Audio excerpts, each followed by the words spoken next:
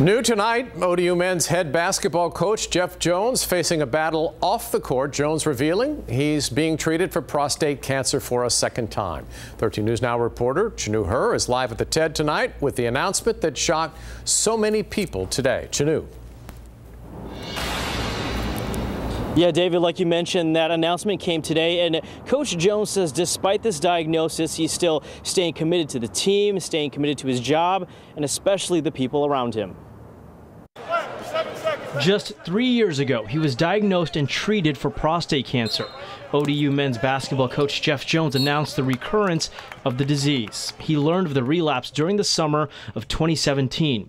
In a statement, Coach Jones said, "There's no way I'm going to allow it to change my approach, my commitment to his players. You're going to get my very, very best every day."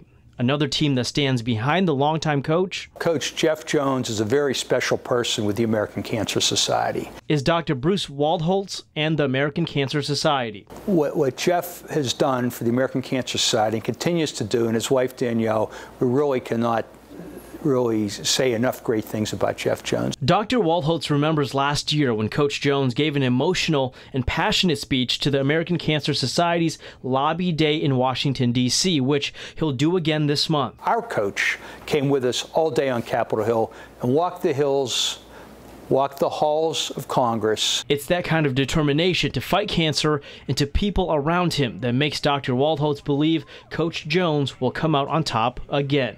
Coach Jones has the heart of a giant. The passion that he has for life, for teaching his basketball players and young men and women and making a difference in their lives and the lives of the families of the players that he coaches.